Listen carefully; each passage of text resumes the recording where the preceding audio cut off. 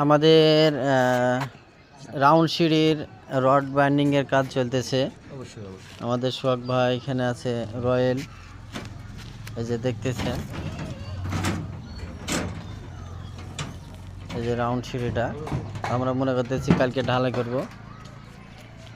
কাজটি কেমন হইতেছে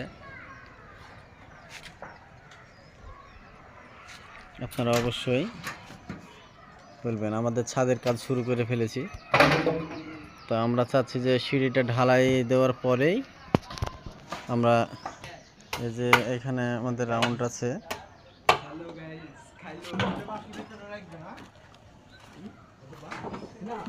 এটা হচ্ছে পার্কিং লট, তো বেলকুনি।